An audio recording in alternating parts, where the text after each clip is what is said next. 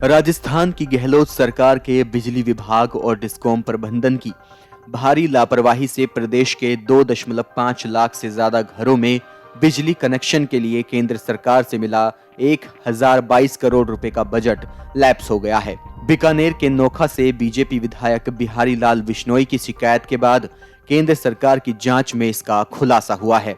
विधायक विश्नोई ने कहा है कि राजस्थान सरकार के गांव ठाणी के किसानों के साथ ही बड़ा धोखा किया गया है, जबकि बिजली विभाग के मंत्री भंवर सिंह भाटी का कहना है कि केंद्र सरकार से दीनदयाल उपाध्याय ग्राम ज्योति योजना सौभाग्य का समय 1 साल और बढ़ाने की मांग केंद्र सरकार से की गई थी, लेकिन केंद्र ने करीब 3 महीने का ही समय बढ़ाया है, जिसके कारण काम शुरू नहीं हो सका है और योजना का बजट लैप्स हो गया। चुनावी साल से ठीक पहले इस मुद्दे पर सियासत गर्मा गई है। केंद्र की मोदी सरकार ने राजस्थान की गहलोत सरकार को प्रदेश की ठाणिया बिजली कनेक्शन से जोड़ने के लिए पंडित दीनदयाल उपाध्याय ग्राम ज्योति योजना सौभाग्य में 26 जुलाई 2021 को 1022 करोड़ रुपए का बजट दिया था। साथ ही दिसंबर 2021 तक काम पूरा करने की शर्त रखी गई थी। राजस्थान का बिजली विभाग तय टाइम पीरियड में इस बजट का ना तो इस्तेमाल कर पाया और ना ही गांव ढाणिया के घरों को बिजली कनेक्शन से जोड़ पाया। राजस्थान सरकार की बार बार मांग पर 2 बार समय बढ़ाकर आखिरी बार मार्च महीने तक काम पूरा करने को कहा गया था, लेकिन काम शुरू ही नहीं हो सका। इस स्कीम में गांव ठाणी में किसानों को फ्री बिजली कनेक्शन देने थे। 60% पैसा केंद्र सरकार और 40% पैसा राज्य सरकार को खर्च करना था। किसान को खुद के खर्च पर बिजली कनेक्शन कराने पर 70,000 से 1 लाख रुपए तक देने पड़ते हैं। राजस्थान में साल 2018 तक तो इस योजना के तहत घरेलू कनेक्शन जारी कर दिए गए थे, लेकिन इसके बावजूद प्रदेश की ज्यादातर ठाणियों के करीब 2.50 लाख घर बिजली कनेक्शन से होने से बाकी रह गए। बीकानेर के नोखा से बीजेपी विधायक बिहारी लाल विश्नोई ने यह मामला राजस्थान विधानसभा में भी उठाया था। उन्होंने नोखा में 8,000 लोग कनेक्शन से वंचित बताते हुए केंद्र में भी शिकायत की थी। शिकायत पर 2020 में केंद्र सरकार की टीम ने सर्वे कर जांच करवाई तो शिकायत सही पाई गई।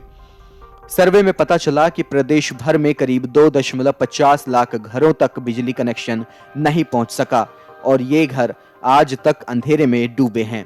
26 जुलाई 2021 को केंद्र सरकार ने योजना के तहत राजस्थान सरकार को 1022 करोड़ का बजट अलॉट करके दिया। इस पैसे से बिजली कनेक्शन से बाकी रही ठाणियों के वंचित घरों को कनेक्शन देने को कहा गया। इसमें से 433 करोड़ रुपए जोधपुर और अजमेर डिस्कॉम कंपनियों को और बाकी 156 करोड़ रुपए की राशि जयपुर डिस्कॉम को दी गई। 5 महीने तक तत्कालीन ऊर्जा मंत्री रहे डॉक्टर बीडी कल्ला ने इस ओर कोई ध्यान नहीं दिया। दिसंबर 2021 में बिजली विभाग के नए मंत्री बनाए गए भंवर सिंह भाटी के पास जब यह डिपार्टमेंट में आया तो टेंडर प्रोसेस चल रहा था। भाटी को जनवरी 20 में इसके बारे में पता चला, तब केंद्र से समय सीमा बढ़ाने की मांग की गई। मार्च तक टाइम पीरियड भी बढ़ा, लेकिन काम शुरू होता उससे पहले ही बजट लैप्स हो गया। सीमावर्ती रेगिस्तानी जिले बाड़मेर में 46,000 लोगों के घर बिजली से महरूम हैं। बीकानेर में 28,000 घरों को बिजली का इंतजार है। खुद ऊर्जा मंत्री भंवर सिंह भाटी के विधानसभा क्षेत्र कोलायत में 14,000 लोग बिजली कनेक्शन से वंचित हैं, जबकि बीकानेर के नोखा में 8,500 घरों में लाइट नहीं पहुंच सकी है। राजस्थान के तीनों बिजली कंपनियों जोधपुर डिस्कॉम, अजमेर डिस्कॉम और जयपुर डिस्कॉम में वंचित कनेक्शन वाले घर हैं। पूरा प्रदेश देश इस बात को जानता है कि दीनदयाल ग्राम ज्योति योजना में भारत सरकार ने हजारों करोड़ रुपए इस बात के लिए खर्च किए कि प्रत्येक घर तक विद्युत का कनेक्शन हो, प्रत्येक गांव विद्युतीकृत हो, हर घर ढाणी में लाइट जले। और इसी महत्वपूर्ण योजना में हमारे बीकानेर जिले में सैकड़ों करोड़ रुपए खर्च हुए और 60,000 कनेक्शन दीनदयाल ग्राम ज्योति योजना में सौभाग्य में न्यू प्लान में हुए और उन 60,000 कनेक्शनों में 20,000 कनेक्शन अकेले नोखा में हुए। तो बहुत बड़ी मात्रा में घरों में लाइट जली, लेकिन फिर भी किन्हीं कारणों से कुछ लोग प्रत्येक गांव में वंचित रह गए।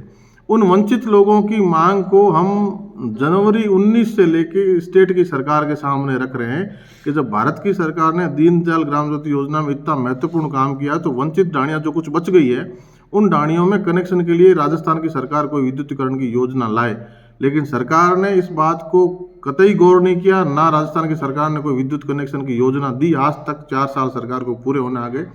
इस सरकार से व्यथित होकर हमने इस बात को पुनः केंद्र की सरकार के सामने रखा और केंद्र की सरकार को जब हमने आंकड़े दिए, उन्होंने अपनी टीम सर्वे टीम भेज के इस बात की जांच पड़ताल करवाई और हमारे आंकड़े सही पाए तो उन्होंने रूरल इलेक्ट्रिफिकेशन कॉरपोरेशन के माध्यम से केंद्र की सरकार ने राजस्थान सरकार को 1022 करोड़ रुपए इस बात के लिए दिए कि वंचित ढाणियों में जहाँ विद्युत कनेक्शन नहीं हुए उनको इलेक्ट्रीफाइड किया जा सके। उन 1022 करोड़ रुपए में जोधपुर डिस्कॉम, हमारा जो जोधपुर डिस्कॉम है उसके हिस्से में 433 करोड़ रुपए आए और मेरे नोखा का हम जहाँ तक बात करें उसके हिस्से में 31 करोड़ रुपए आए। तो कम से कम हमारे जो 8-9 हज़ार ढाणियाँ वंचित रह गई है कनेक्शन से, उनमें भी कम से कम 6,000 ढाणियाँ विद्युतीकृत हो जाती। लेकिन इन्होंने सितंबर 21 में इनको पैसा मिला और 15 मार्च 22 तक इनके पास डेडलाइन थी। इन्होंने 7 महीने, कीमती 7 महीने बर्बाद कर दिए और ये डिस्कॉम के अधिकारी टेंडर तक नहीं कर पाए, ठेकेदारों को काम नहीं दे पाए और 15 मार्च 22 को ये हजार करोड़ रुपया लैप्स हो गया और इतना बड़ा धोखा राजस्थान के ढाणियों में रहने वाले किसानों के साथ हुआ, उनके घर में अंधेरा रह गया।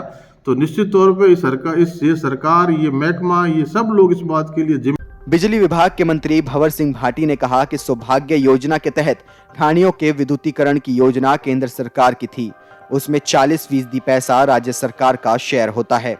केंद्र सरकार ने पहले दिसंबर 2021 तक की छूट दी।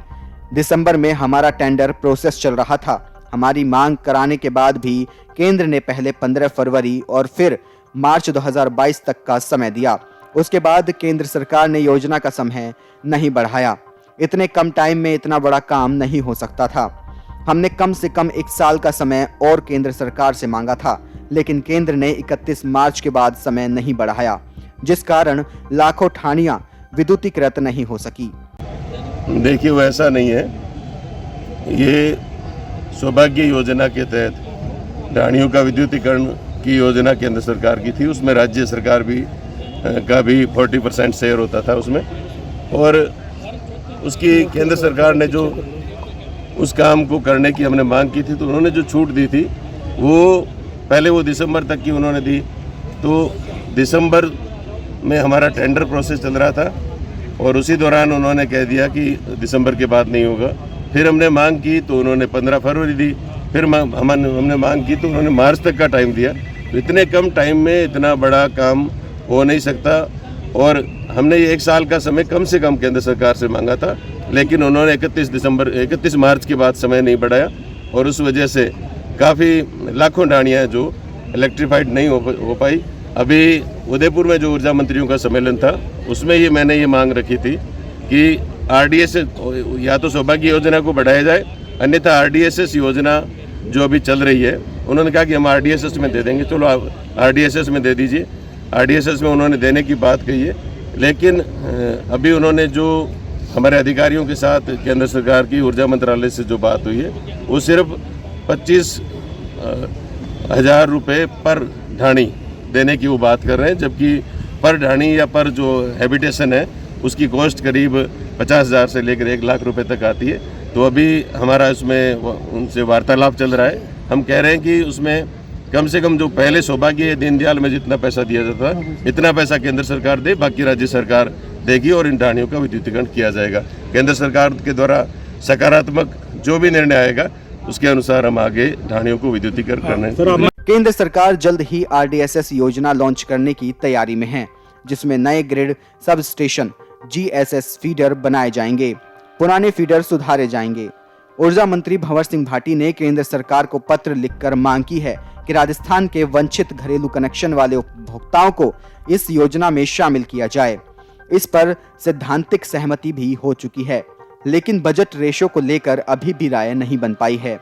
प्रदेश में बिजली कनेक्शन से वंचित ढाणियों के लोगों को कनेक्शन देने के लिए राज्य सरकार ने 2012 में मुख्यमंत्री घरेलू विद्युतीकरण योजना लागू की थी, जिसमें एक घर में कनेक्शन पर 70,000 रुपए से लेकर 1 लाख रुपए तक का आर्थिक भार कनेक्शन लेने वाले उपभोक्ता पर आता है। इसीलिए प्रदेश के लोगों के लिए केंद्र सरकार की योजना फायदेमंद थी, जिसमें केंद्र और राज्य सरकार को 60-40 के रेशो में पैसा लगाकर कनेक्शन देने थे। Video desk अमरउजाला.com। डाउनलोड करें अमर उजाला ऐप और पाएं खबरें लगातार। अगर आप ये वीडियो YouTube पर देख रहे हैं तो हमारे चैनल को सब्सक्राइब करें और बेल आइकन को दबाना ना भूलें। अगर आप Facebook पर ये वीडियो देख रहे हैं तो हमारे पेज को लाइक करें।